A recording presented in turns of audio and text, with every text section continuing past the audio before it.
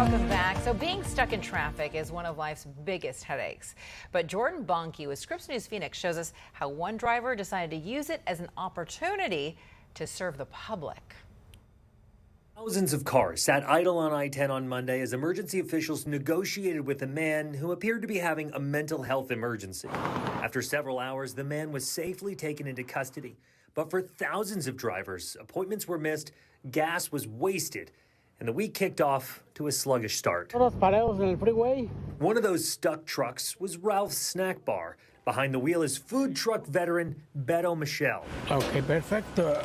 And at the grill is Donna Funk. Well, eventually we got moving, like after 3 hours. Typically, these two are able to make anywhere from 8 to 10 stops a day all over the valley.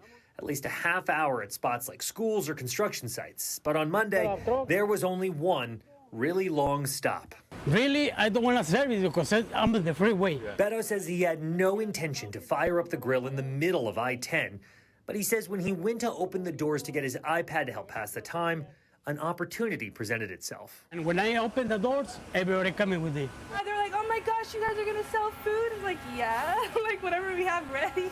Yeah. With cars in park and drivers walking around while they wait, Beto and Donna say they did an hour's worth of business for about 30 people looking for breakfast. A day that could have been a total loss for them turned into about $100 in sales. Okay, Apple Pay, okay. For the man who's been at this grind for 15 years, he was glad to make a little money for his coworker in the kitchen rather than none. For better life, for my cook. Yeah. That's it. You know what? He surprises me every day, so.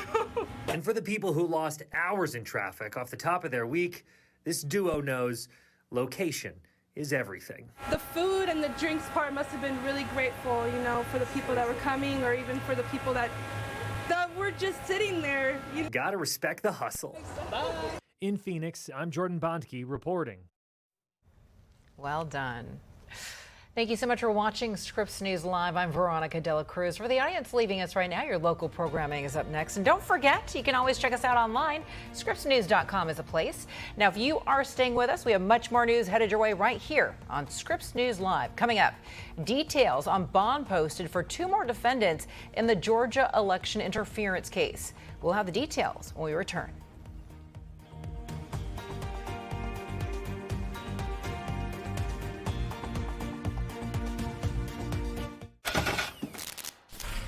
Yeah, dude, that doesn't look good. I know what to do. I'm going to cashnetusa.com. I can apply in minutes, and if approved, I can have the money as soon as the same business day.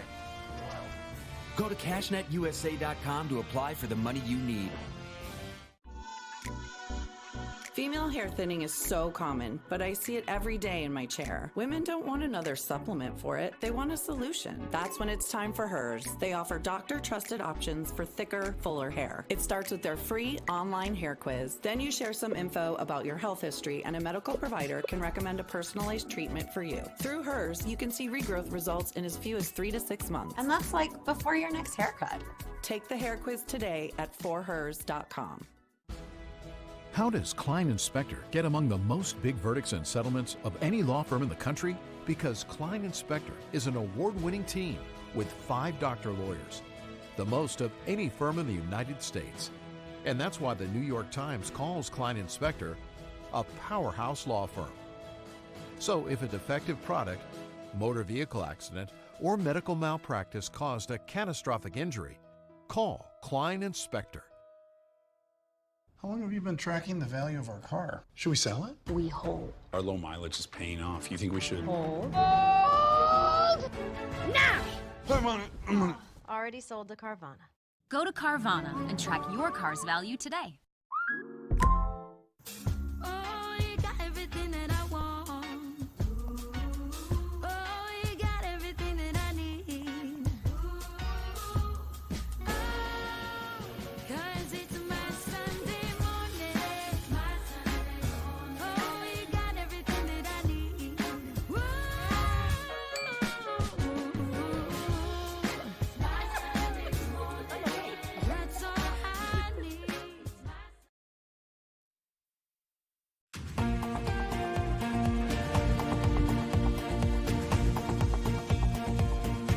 A historic day in Georgia with all eyes on the Fulton County Jail. Former President Trump expected to surrender and be booked there later this afternoon. Thank you so much for joining us on this Thursday. I'm Veronica Cruz. Welcome to Scripps News Live. So far, 11 of former President Trump's 18 co-defendants charged in the 2020 election interference case in Georgia have already surrendered to authorities, and Trump is expected to turn himself in a few hours from now. The deadline for the others to surrender is coming up fast. We have live team coverage for you right now. Our Jay Struberg is live outside of the Fulton County Courthouse. National political correspondent Avajoy Burnett is outside of the Fulton County Jail, where Trump is expected to be booked. And let's go ahead and begin right here with Avajoy. So we're expecting the president this evening, Avajoy. But in the meantime, I understand that another notable figure has posted bond. Who else have you seen at the Fulton County Jail today? Hi, well, we do know that there are two different steps here, Veronica. So let's talk about the bond first. Two additional people have posted bond, and one of them is a notable figure, Mark Meadows, a former chief of staff for the former President Donald Trump. And his situation is a bit unique because he wanted to actually delay this process of surrendering to the jail until beyond tomorrow. And so because that was denied by the judge, he had to do that initial step of getting the bond worked out. And so now we have those details. His bond is $100,000. It's right along those lines of other attorneys who've had really high bonds. And so there's also a secondary person here. His name is Travion Cuddy. His bond is at $75,000. So at this point, we have all of these folks who now have bond agreements. About 17 people now have bond agreements, but there's several additional folks who need to show up. The world waits for former President Donald Trump to arrive at the Fulton County Jail in Northwest Atlanta, Georgia. Some of his 18 co-defendants are already taking the mandatory trip to surrender. Wednesday, former New York Mayor Rudy Giuliani flew to Atlanta, shook hands outside the jail, then walked in where this mugshot was taken. Giuliani, one of the most high-profile defendants, remains defiant. I am very, very honored to be involved in this case, because this case is a fight for our way of life. This indictment is a travesty. It's an attack on not just me, not just President Trump. Of the 9 people who surrendered by close of business Wednesday, 1 was a state senator, another a bail bondsman, and there were 6 attorneys. Some of their bond has been set at the highest levels. 19 people have been accused of trying to overturn Georgia's election results. At least 15 of them have already made arrangements for bond, but 2 people, Mark Meadows and Jeffrey Clark, tried to make the argument that they should not have to surrender while they wait for a judge to rule on a separate issue. But late Wednesday afternoon, a judge said they will have to turn themselves in at the Rice Street Jail by the deadline. So there was no basis in law or fact for the court to issue a stay. And so that judge denied it. And that means that both Meadows and Clark have to complete their arrangements, make their appearances by the deadline on Friday, post a bond, or there are going to be arrest warrants issued for them, and they could be picked up and brought in and processed that way. Okay, everyone, so let's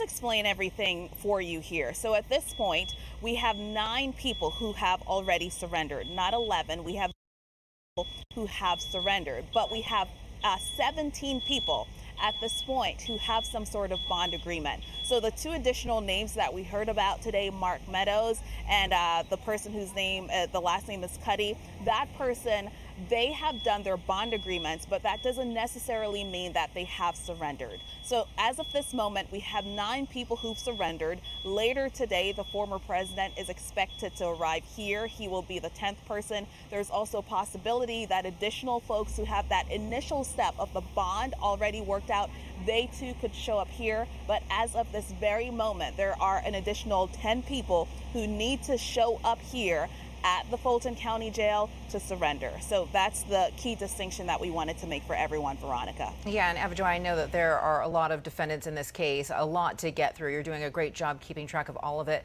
But just to go ahead and clarify right here, you had said that Travion Cuddy, his bond was posted $75,000. Mark Meadows, I'm not sure what his bond was set at. What was it set at?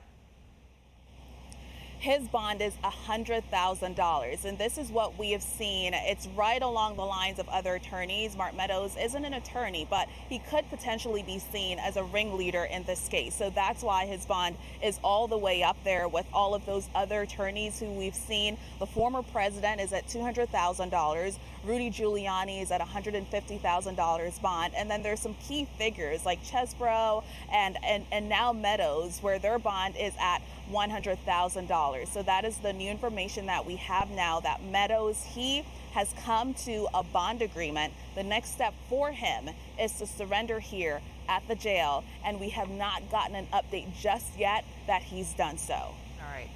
All right, Abijoy Burnett, live outside of the Fulton County Jail right there. Abijoy, thank you so much for the update. Appreciate it.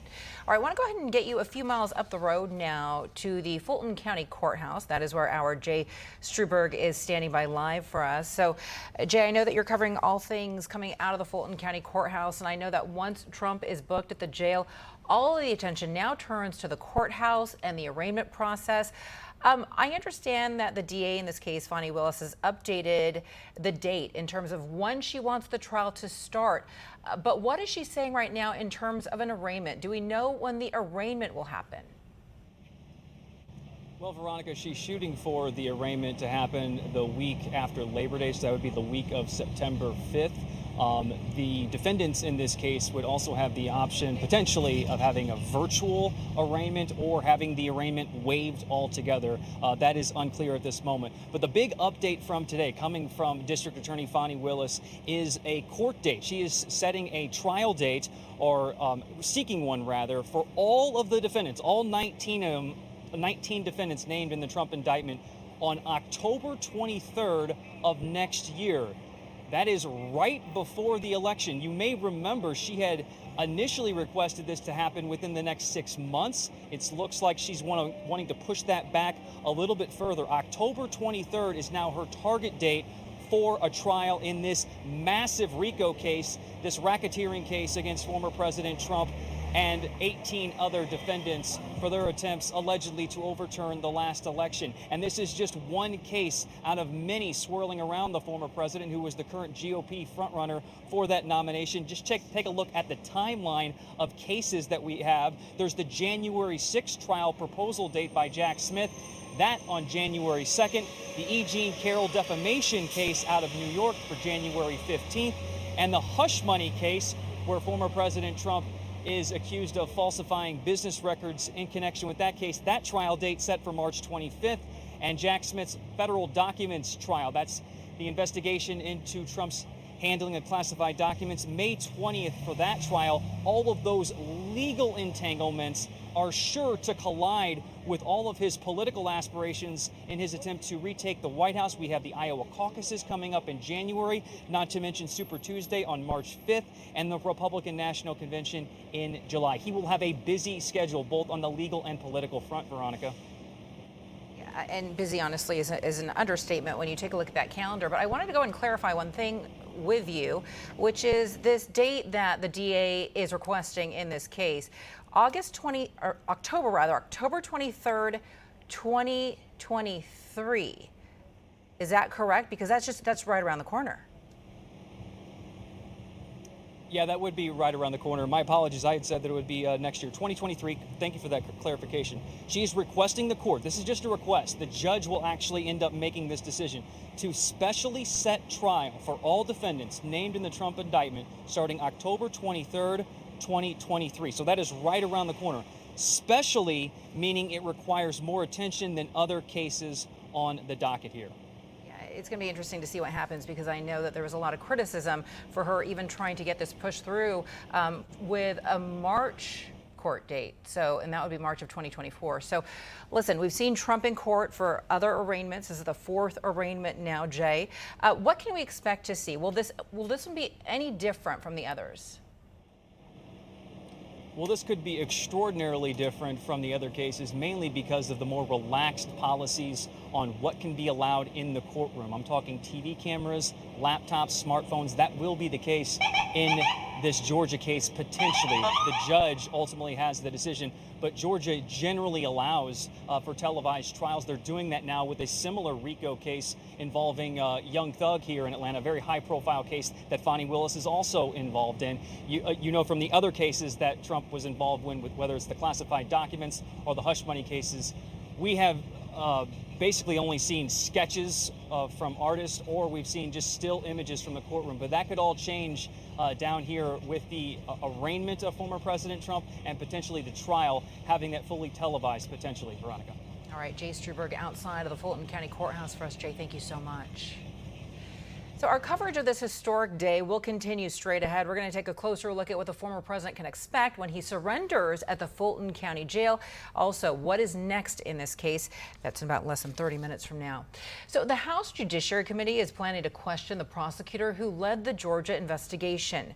Committee Chairman Congressman Jim Jordan sending a letter to Willis today accusing her of timing the indictment to interfere with the 2024 presidential election.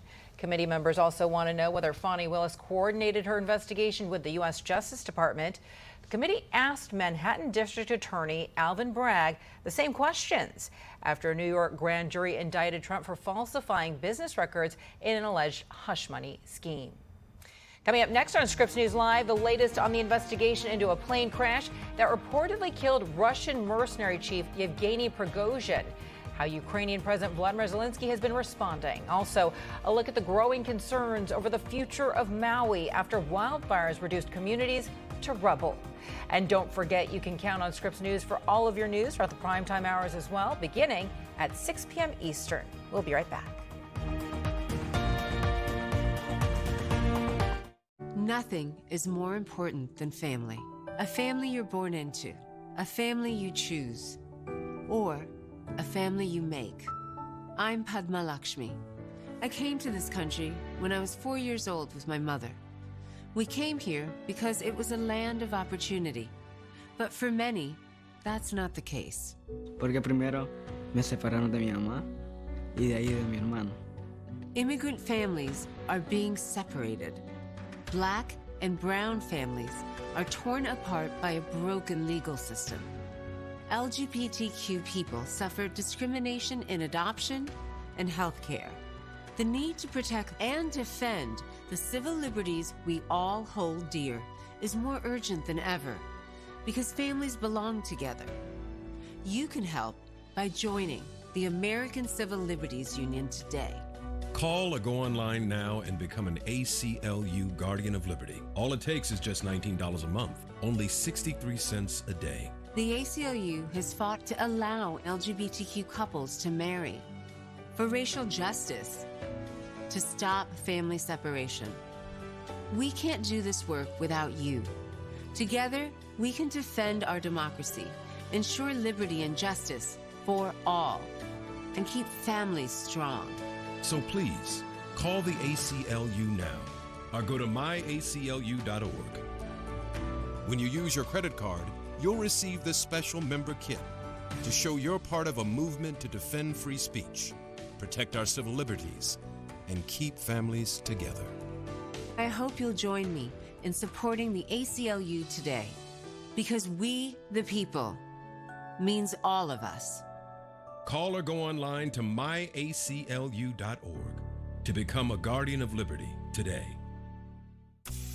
The Omaha Steaks Anniversary Sale is here. For over a century, we've guaranteed the highest quality in everything we offer. To celebrate, we're offering you 50% off site-wide. That means you'll save 50% and get our 100% guarantee that you'll love every bite. Never tried Omaha Steaks? Save an extra $30 with promo code FIRSTTIME. Visit omahasteaks.com/TV today. Hey.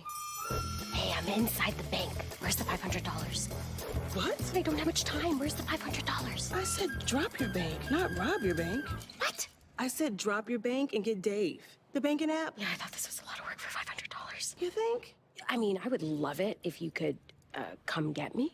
Oh, no. Oh, she going to jail. Hello? There's an easier way you can get up to $500 in 5 minutes or less when you download Dave. We'd like to hear from you. Give us a call on our Scripps News Viewer hotline toll free. That number is on your screen right now. It's 1-833-4-SCRIPPS. Feel free to share your comments and your story ideas. So Russian President Vladimir Putin breaking his silence on the reported death of Wagner Group chief Yevgeny Prigozhin. Putin expressing his condolences to the family in a televised address earlier. Now, according to Russian media, Prigozhin is believed to have died in a plane crash northwest of Moscow. His name on that passenger list. Russian authorities say all 10 passengers were killed. It all comes 2 months after Prigozhin led the biggest challenge to Putin's authority in decades. Ukrainian President Volodymyr Zelensky stressing his country played no role in the crash. We have nothing to do with this situation, that's for sure. But I think everyone realizes who has. President Biden suggesting that Putin might be behind the crash. Correspondent Jason Bellini has been following the story for us and joins us now live from our D.C. bureau. So, Jason, I understand that you have new details into the crash investigation. What are you learning? That's right, a major new development. The New York Times is now reporting that intelligence sources in the U.S. are saying that they believe a bomb of some kind was responsible for taking down this plane. At the same time, Ukraine this week has been on the offensive, and special operations missions have been really throwing some heat at President Putin of Russia. Prize of a daring intelligence operation and defection. This helicopter, a Russian Mi-8, is now an asset of Ukraine, along with its pilot. A Ukrainian military intelligence official confirmed on Wednesday key details of a blockbuster story first reported in a national newspaper under the headline, "Ukraine's Defense Intelligence Lured Russian Mi-8 Helicopter into Ukraine." Pravda says the plot took 6 months to plan, and the defecting pilot's family was spirited into Ukraine in advance to protect them from Russian reprisal. The 2 other crew members on board thought they were flying these spare parts for fighter jets to a base inside Russia. They didn't realize their pilot was defecting until too late. Pravda reports, as a result of the special operation, 2 crew members were eliminated. A Russian blogger connected to the country's Air Force offered an alternative explanation for the Mi-8 going missing a couple weeks ago, that the crew, for some reason, lost their bearings and mistakenly flew across the border into Ukraine. This dramatic story comes as Moscow absorbs other embarrassing blows, including this new footage posted by Ukrainian Defense Intelligence of a Russian S-400 air defense system in Crimea destroyed in Ukrainian airstrike. Ukrainian intelligence the very next day released this video of a joint mission with the Ukrainian Navy, a raid near the same area in Crimea as the destroyed Russian air defense system. It was the first known on-land mission by Ukrainian forces on the peninsula so sacrosanct to Putin. We just got word today of that Special Forces operation in Crimea. What did they accomplish there? Well, we don't know quite yet. The Ukrainian officials aren't saying, but they said more information is to come. But they did say that there were occupiers, Russian occupiers, who were killed. Back to you. All right, Jason Bellini live for us there in Washington. Jason, thank you so much. Well, a Wall Street Journal reporter must stay in a Russian jail for at least 3 more months before he goes to trial. This morning, a Russian court extended Evan Gershkovich's pretrial detention until at least November 30th. Russian authorities arrested him in March on espionage charges, and they claim that he was stealing military secrets. The U.S. government says that he is being wrongfully detained. Coming up next on Scripps News Live, the future of Maui remains uncertain after thousands lose their homes and businesses in those devastating wildfires. Yeah, it's just a sad time on Maui, and just hope they don't push the local people out of there. Find out where recovery efforts stand and why some are at odds with specific talk to rebuild. That's next. I've been putting off getting life insurance, and I'm not getting any younger. Have you been thinking about getting a life insurance plan but just keep putting it off? Was that a yes? Then this message is for you. I'm David Denowitz, and I know the importance of life insurance. And that's why I'm here to tell you it's not too late to get the coverage you need. If you're between the ages of 45 and 85, you can get a policy with a benefit of up to $25,000 and rates available at $5 a week. The phone lines are now open. Just call 800-354-6059. And your acceptance is guaranteed. I have a pre-existing medical condition. Is my acceptance guaranteed? Yes. Can I get accepted without a medical exam? Yes. If you're between 45 and 85, you can't be turned down for this guaranteed acceptance life insurance regardless of your health. Plus, there's no medical exam and no health questions. And rates start at just $5 a week. Remember, if you're between 45 and 85, you can't be turned down regardless of your health. Nothing's more important than family. So call now, pick up the phone, and get guaranteed acceptance life insurance today. Just call 800-354-6059. I'm 72 and on a fixed income. Is my acceptance guaranteed? Yes, your acceptance is guaranteed and your rate can never go up for any reason. You can't be turned down regardless of your health. There's just one simple question. Are you between 45 and 85? If you answered yes, don't wait another minute. Call now. The call is absolutely free and there is no obligation to enroll. Just call 800-354-6059. That's 800-354-6059.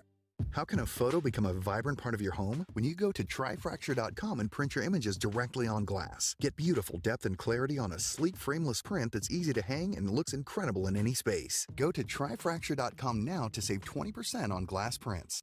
When Lila was ready to sell her ring, she sent it to Worthy, where they took care of everything and auctioned it on her terms.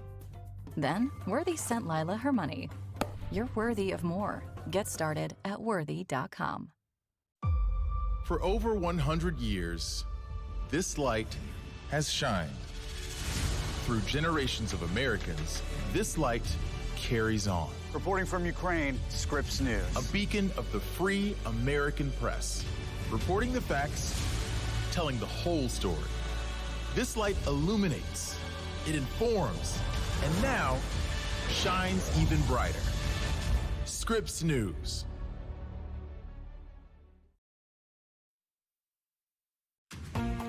Thousands in Maui are in dire need of support after losing nearly everything in those devastating wildfires. Many aren't sure how to start rebuilding and what the future is going to hold. Scripps News correspondent Maricha Giorgio is on the ground for us. She has more on their concerns. Emotions are understandably raw here on the island of Maui, and many are worried about Native voices being left out of the conversation when it comes to rebuilding Lahaina town. Many politicians have already started to address that concern, but others say we are nowhere near ready to talk about rebuilding.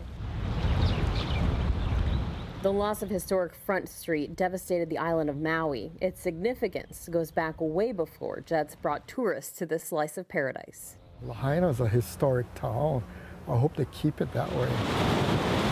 Lahaina is a sacred place to the Hawaiian people. King Kamehameha designated it the capital of the Hawaiian kingdom in the 1800s, becoming the home and burial place of the Hawaiian royal families. The chairwoman of the Office of Hawaiian Affairs said it holds some of the most historically significant cultural properties and highest-ranking sacred remains of their ancestors. The oceanfront town is also a highly desired property in one of the most expensive states in the U.S.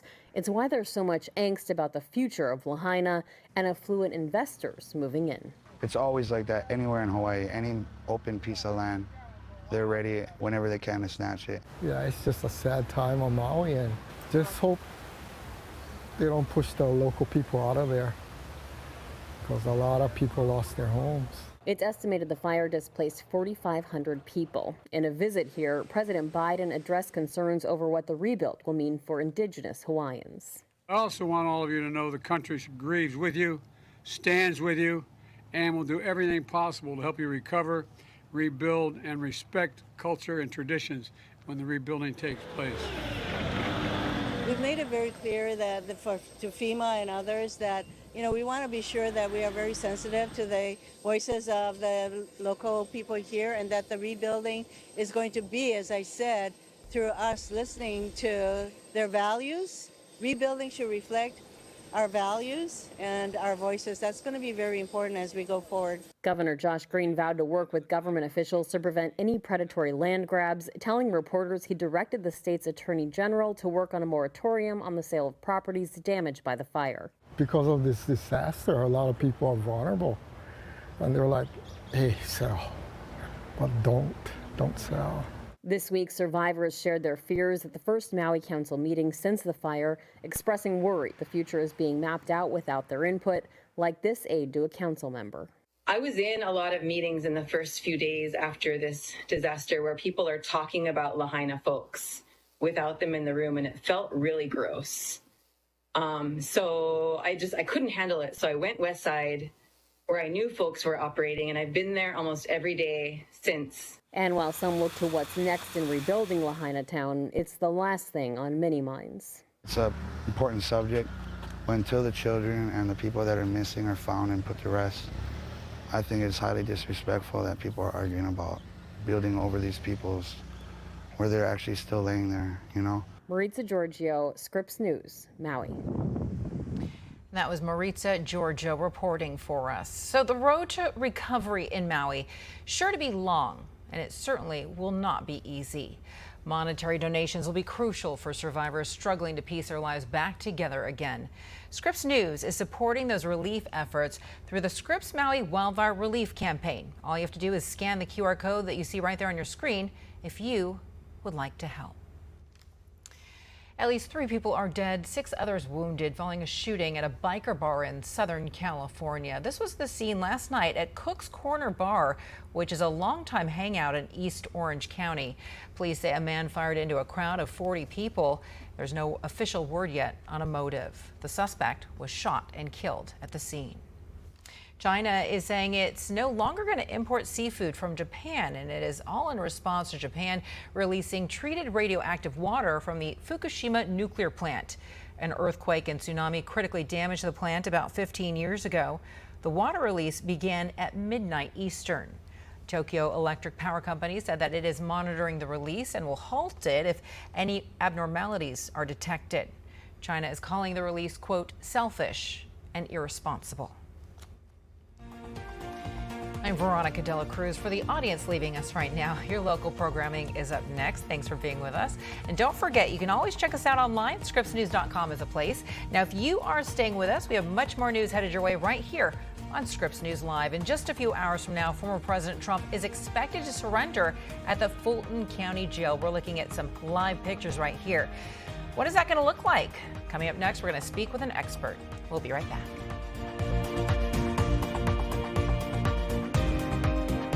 Attention all seniors. You can now get up to $50,000 for your funeral and other final expenses, including your credit card debt, with no medical exam, starting at less than $1 a day. Oh, honey, your dad and I can't stop talking about this baby that's coming. We've also been thinking a lot about our future, and no matter what, we want to make sure we aren't leaving you and your family with any of our debts. Just last week, we read that the price of a funeral can be $8,000 or more. Wow, Jeff and I definitely would not have the money to pay for that. And that's just a funeral. But you don't have to worry. We called, and with one phone call, we were eligible for $50,000 for our funeral and final expenses. Well, that's great, but don't you need to take a medical exam to qualify? You and Mom have some health issues. No. There's no medical exam, and we were able to get coverage right over the phone. And our rates can never be increased, our benefits can never be decreased, and our coverage can never be canceled. I'm so glad you made that call. Don't leave loved ones with your debt. Call 800-339-7996 now and see if you qualify for up to $50,000 for your funeral and other final expenses, starting at less than $1 a day. There's no medical exam, and you can be approved even if you have pre-existing health conditions. Your rates can never be increased, your benefits can never be decreased, and your coverage can never be canceled. There's no obligation. Call 800-339-7996 now. There's no paperwork, no hidden fees, and no waiting periods. And you can start coverage right over the phone, starting at less than $1 a day. Call 800-339-7996. That's 800-339-7996. 800-339-7996.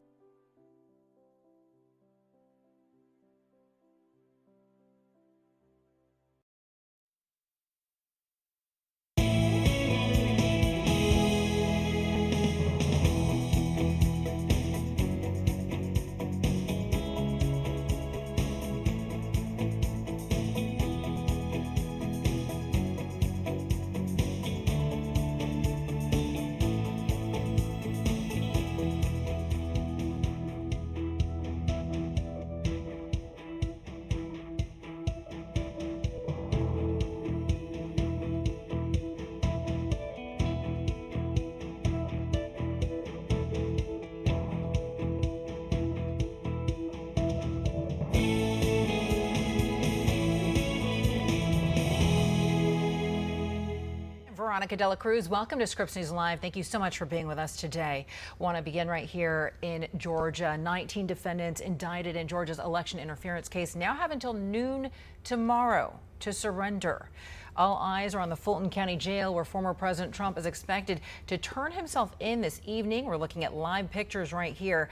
Now, it may be his fourth time doing so after being indicted, but it will be his first time including a mugshot and fingerprinting.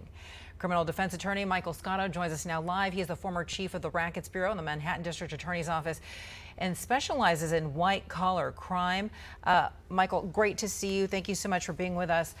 So, with Fulton County planning to treat the former president like any other person in this process, outside of the obvious differences, like maybe having Secret Service there, Michael, tell us what the former president is facing when he gets there. What's going to happen? Well, it's really just the booking process, and it's pretty much the same in every jurisdiction. He'll come in, they'll take down his pedigree information. I mean, the form's probably filled out already. They certainly know his address and his vitals, and they'll fingerprint him, and they will take a so-called mugshot, right, an arrest photo. And then the bond has already been prearranged. He'll be released on the bond to come back for the arraignment on the indictment, which, is we've been hearing this morning, is sometime after Labor Day. So it should not be a fairly long process, and I imagine the paperwork is probably already prepared. And it's just a question of him appearing, signing off on the bond, and being fingerprinted and photographed. And again, having the Secret Service there, I imagine they've also negotiated, a way to get this done quicker rather than not. But it should be a fairly routine appearance today. Well, what's really interesting in this case, Michael, is that it seems as though all the defendants have been able to post bond and move through the process quickly. Is that the usual, or is that highly unusual in a case like this? Well, when somebody's surrendering and you're expecting them to appear at a certain time and arrangements have been made, again, it's a lot easier for that to be accomplished. So I guess the question is there any special treatment that's being given to them? And I would say that, whenever anybody's given an opportunity to surrender, and it's done in many white-collar cases, that there's no risk of flight. The bail is worked out, the bond is worked out in advance. So it's not. I don't think it's unusual that all 19 of the defendants will be allowed this opportunity. I guess it's a question of whether two of them who have said that they actually would prefer not to surrender will actually come in before the deadline tomorrow. But again, I don't think it's unusual at all. Given the nature of the charges, and despite the fact that it is the former president, and that obviously adds a level of unusualness to any matter attending to him. And because you work there in the Manhattan DA's office, in the Rackets Bureau, I want to go ahead and dig deeper into some of these charges and talk specifically about RICO, talk specifically about the racketeering charges and how serious they are. Well, I mean, there's they say a mandatory minimum 5-year sentence on that to begin with, although there is some leeway. The judge apparently could do a non-incarceral sentence. But they're serious because, they do call for, I believe, up to 20 years in state prison. And again, enterprises like this, a RICO enterprise, the legislatures have decided that they're more dangerous than one person committing a discrete act. They're very serious charges. They certainly, the DA thought they were appropriate to bring, given the concerted effort here to, in essence, steal the election. But I think, given the nature of the evidence and also the admissibility of various statements, that they're co-conspirator statements, they're statements made in furtherance of the enterprise, that adds, a heightened level to it as far as the evidence that'll come out, and certainly the implications of if they had succeeded in this, what would have happened. So I believe that, very serious charges, and I think the DA has thought about it and certainly put together an indictment which lays out those charges. What is interesting here, Michael, is that these charges are the same charges that Rudy Giuliani was using decades ago when he was fighting organized crime himself. Yeah. So it's going to be interesting to see how this case unfolds. But let's go ahead and go through the timeline of the case, because today we know that we're going to see the former president arrive there at the jail facility on Rice Street. But all the defendants have until tomorrow at noon to surrender. Right. Now, if they don't surrender, what will happen?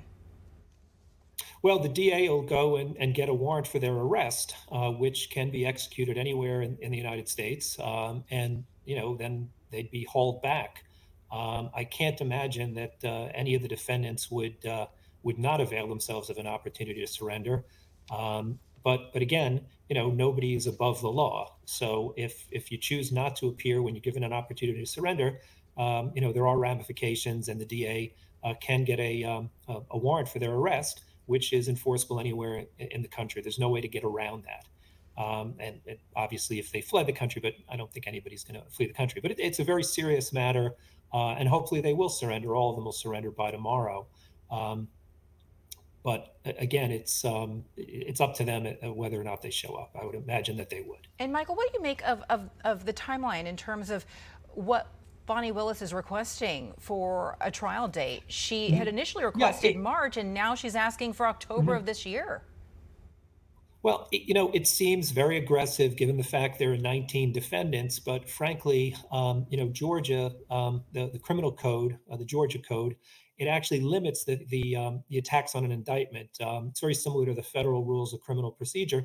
So really, the only attacks on the indictment, that I can see would be that the indictment doesn't make out a crime, and that would be a grounds to dismiss the indictment. But clearly, if you look at the factual detail, it certainly tracks the statute and has the statutory language in there, and it also has information that provides a basis for the charges. And again, according to Georgia law, the motion to dismiss based on those grounds has to be made within 10 days. The judge could obviously extend that, but it's a very simple motion. You look at the indictment, you say, are there facts alleged, and does the indictment actually track the statute? And that's really the only thing the judge would be doing at this point. There potentially could be motions to suppress, but there wasn't, at least as appears to me, any evidence that was obtained that wasn't out in the public forum. There wasn't a search of anybody's home, offices, things like that. And then there might be a question that there might be a motion for severance. But again, in this case, it appears none of the defendants, at least from what we know, had said anything in the connection to this case that wasn't consistent with being a co-conspirator statement. So the motions, although there are 19 defendants and it's a very serious case, may be actually quite simply disposed of, and then it's a question of discovery. So, as aggressive as that seems, it is theoretically possible that the state could be ready to try this case in 2 months. Certainly, if she's saying she's ready, she knows better than anybody. It's just a question of whether the defendants will seek to delay it and whether the court will think that any delay is reasonable. But it's certainly, within the realm of possibility. And Michael, before I let you go, I wanted to ask you your thoughts in terms of what happens here. 19 defendants. It is a huge case, lots of people involved, lots of moving parts. How do you see this all playing out? Well, I would imagine that not all of those defendants are going to, stick out through this case, right? There are some who are going to, consider their options and possibly enter guilty pleas. Some may wish to cooperate, and that's one way that the case will be pared down. Right now we're hearing that some of the defendants are, not able to pay for their lawyers, and certainly they get court-appointed counsel, but if they're going to have independent attorneys, those attorneys may be having discussions with them about what's in their best interest. So I think some of those defendants will perhaps avail themselves of an exit. But again, even a case with 19 defendants, it's possible. I mean, there's one unified enterprise, and that's what's charged. Rather than try the case numerous times, it's probably in the interest of the system and judicial economy to have one trial. But again, a lot will depend on what happens after the arraignment and how receptive the judge is to setting a longer motion schedule, and whether there's any discovery that will require, voluminous discovery that will require the defendants to spend a considerable amount of time there. But it is possible. Large cases like this have gone to trial with a dozen defendants. I think DA Willis has a case now that's going on, which has an excess of a dozen defendants, which is an enterprise case. So it's certainly a RICO case, excuse me. It's certainly a possibility. All right, criminal defense attorney Michael Scotto, thank you so much for your time today.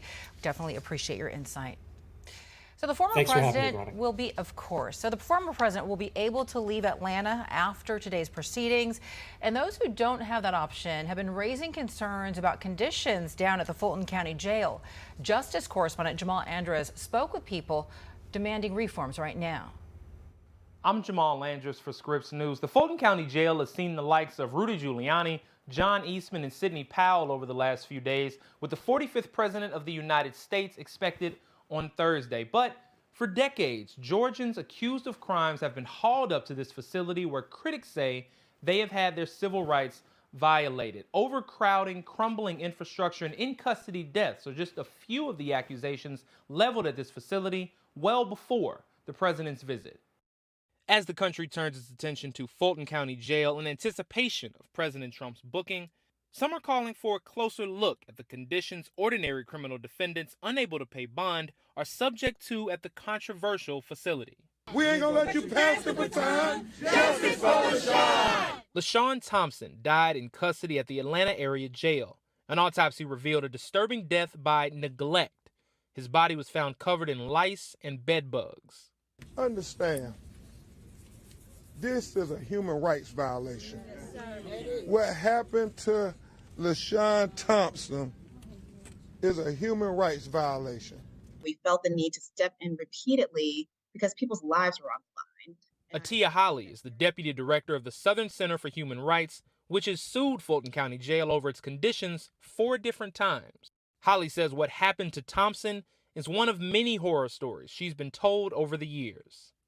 That this is a facility that holds too many people. It's a facility where people who have mental illness suffer a unique kind of abuse. It's a place that is patently understaffed, which leads to people being attacked, people suffering from the effects of not having safety and security around them. In July, the Department of Justice announced an investigation into the Fulton County Jail, saying there are credible reports of, quote, unsafe, unsanitary living conditions and excessive force and violence within the jail.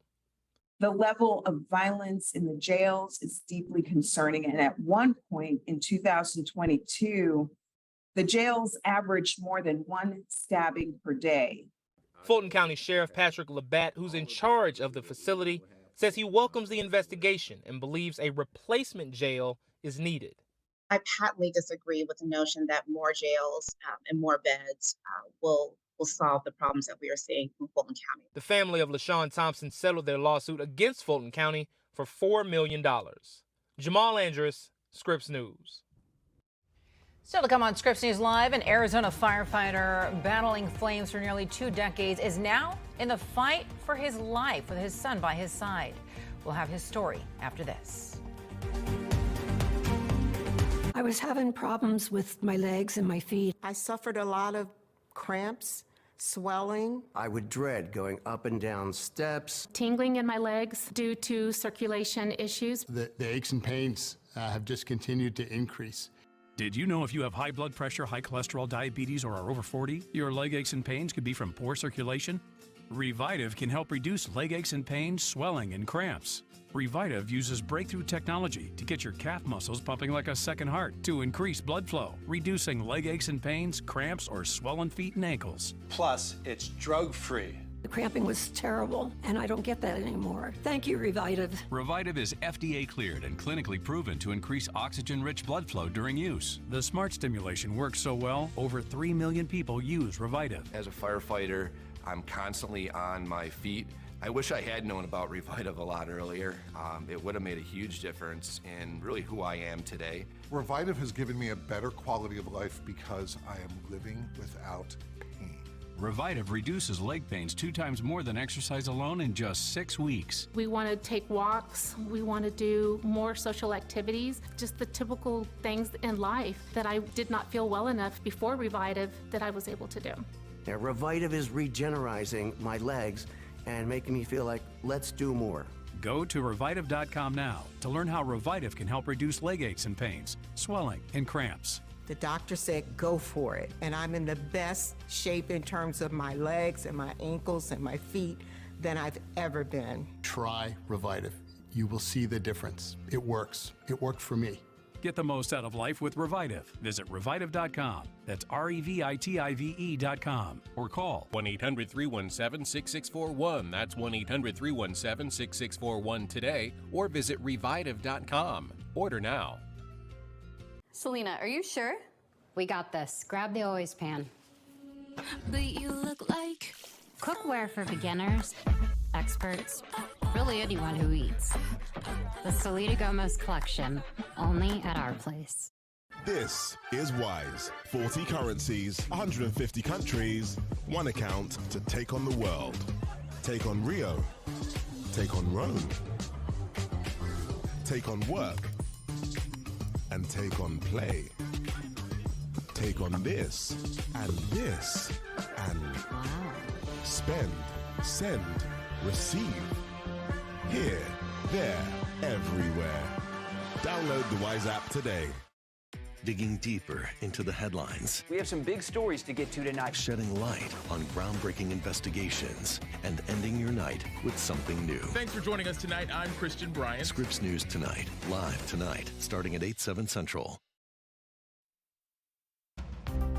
Welcome back to Scripps News Live. Statistics show that firefighters are more likely to die from cancer than other Americans. Danelle Confair introduces us to one firefighter now battling the disease in the fight for his life. She says that his son continues to be his inspiration. I thought he must be talking to somebody else when my doctor diagnosed me with stage 4 cancer. When Gary Schobel was diagnosed with prostate cancer in June, he was told he'd been living with it for the past 2 years. Kind of a crazy journey just because, it's one of those things that you think, other people, not me, not my family. And so it was kind of a shell shock at the beginning to just hear that not only is someone going through this at Golden Ranch, but it's my father. Gary's son Ryan joined Golden Ranch Fire with the hopes of stepping into his dad's boots. There's 16 years separating us. He's 2 years on, and I've been on for 18 years. And right away, we did have this discussion as, son, do you think you should maybe think of another career? But again, through our faith, we feel that we're right where we're supposed to be. As an active, healthy man, Gary says the news of cancer was a bit of a shock to him and his family. Really a large part of my life, I've seen him as a firefighter. He got on in 2005, and so I was just in grade school. And so to see him step out of that, that's kind of the first time in my adult life to see him step out of those roles as a cyclist and as a firefighter. And so that was the hardest thing for me, just to watch him physically, or I guess his physicality change. Gary's been put on light duty after 5 rounds of radiation. He plans on starting chemo soon, and while his role at the fire department might change, he will forever have some great memories with his son. When did we run? We ran when I was at 7-3, right? Yeah, I would you'd typically be our transport unit and come up and I would tell the patient, oh, well, you'll be in good hands. This here's Ryan. He's going to take you to the hospital. And how do I know that? Because this is my son. A father-son bond so strong that even cancer won't get in the way. We'll be over the hill and we'll be on the other side. And, you'll be in remission. And, I'm so excited, but I can't wait for it to come here. But I know once we get here, once we get there, it'll feel like it was just such a quick ride. You love your son. Gary tells me he's confident he'll be able to battle his cancer and hopes in sharing his story that others will make sure to get checked. Now, so many in this country continue their fight with the disease. The president has been stepping up to the plate. He's unveiling a new research project as part of his Cancer Moonshot initiative. And it's going to use technology that instructs the body to make specific proteins which fight cancerous cells. The same technology was used to develop COVID vaccines. The Biden administration will invest up to $24 million on the initiative. A team at Emory University in Atlanta will be leading the research. Coming up next on Scripps News Live, barbers are offering more than just a haircut for their clients. I think my goal is to really kind of assess my client that I'm dealing with, because I care about it. We're going to have the details on the training they go through to become mental health advocates in their communities. We'll be right back.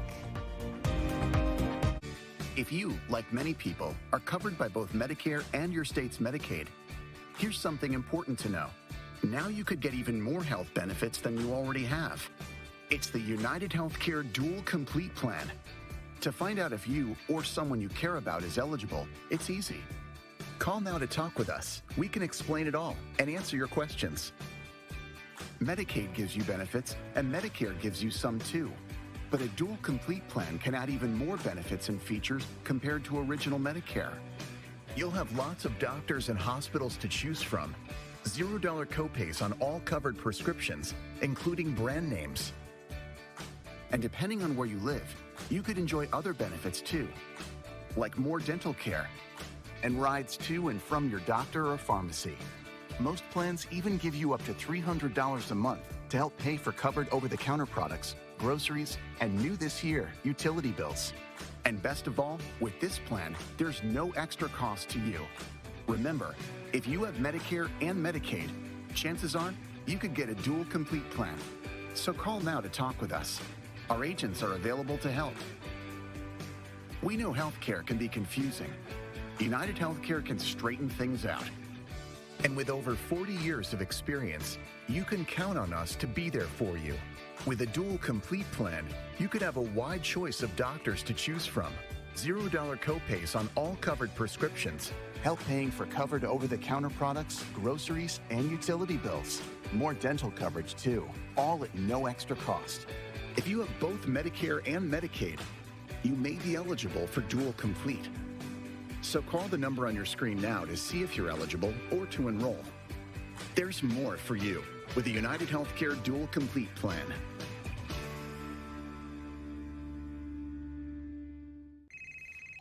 Hey. Hey, I'm inside the bank. Where's the $500? What? I don't have much time. Where's the $500? I said drop your bank, not rob your bank. What? I said drop your bank and get Dave. The banking app. Yeah, I thought this was a lot of work for $500. You think? I mean, I would love it if you could come get me. Oh, no. Oh, she going to jail. Hello? There's an easier way you can get up to $500 in 5 minutes or less when you download Dave. When Lila was ready to sell her ring, she sent it to Worthy, where they took care of everything and auctioned it on her terms.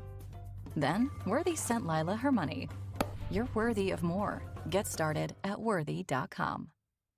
Join renowned journalists and filmmakers. Oh my God. For news stories every week. What else do we have to take?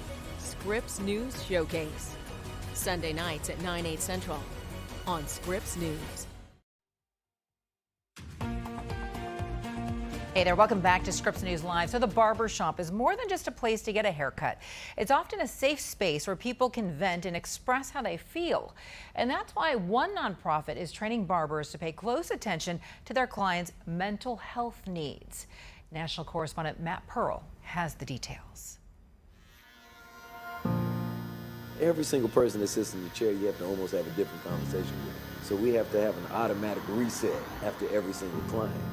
Almost like a therapist. Sam Glickman is not a therapist, but in his community, he's not just a barber. We're probably the best listeners in the world. The Black Barber Shop is typically an open space with communal, unfiltered conversation. We just need somebody to talk to. Glickman cuts hair in private booths, but the conversation still happens. So look at that hairline, man. We popping down. Even with a news camera rolling, even with a news reporter who's decidedly not of the culture. What is your goal for how someone who might be going through some things should feel by the end of a cut? Sometimes it's not saying anything. It's just being a good ear. So important, man. Even not the mental health, it's just the wellness. The conversations are essential because too often they're not happening elsewhere. The National Institute on Minority Health found that Black Americans are 20% more likely than white Americans to have serious psychological distress. Their symptoms are more disabling, persistent, and resistant to treatment. Yet, the proportion of Black Americans who need mental health treatment and get it is only half that of white Americans. Thank you, my brother. Yeah. It's partly because of lack of access.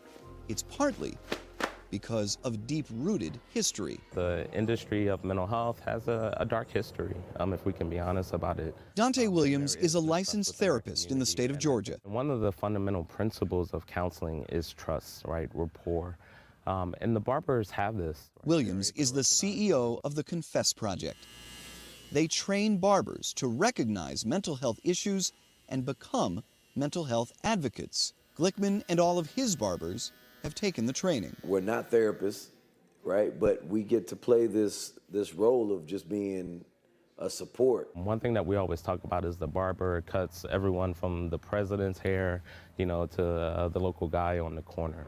In a way, on this afternoon, that's kind of what happens. Glickman styles a young man, that young man's father, and former Connecticut basketball coach Kevin Ollie. A lot of people getting away from the mental aspect, but that's what it is. With a camera on, with a reporter in the room, there's still little filter. Especially for African Americans, we've been taught to internalize a lot of things and don't say nothing. Is your goal to get someone to therapy by the end of a cut? I don't think so. I think my goal is to really kind of assess my client that I'm dealing with, because I care about him. The discussion of I need somebody to talk to comes up, then I'll refer. The Confess Project has trained 1,500 barbers. Williams says those barbers have probably reached a combined 1 million customers, most of whom come for a cut every week.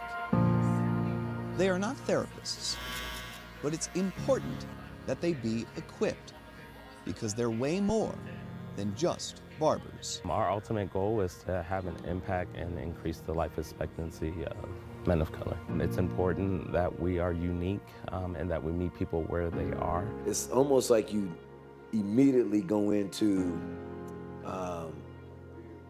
showing them some love, maybe in an area that may be lacking. You may discern that they just need somebody to listen to them. In Atlanta, I'm Matt Pearl. What a terrific story. That was Matt Pearl there reporting for us. I'm Veronica Dela Cruz. Thank you so much for joining us today. For the audience leaving us right now, your local programming is up next. And don't forget, you can always check us out online. ScripsNews.com is the place. Now, if you're staying with us, we have much more news headed your way right here on Scripps News Live. We'll be right back.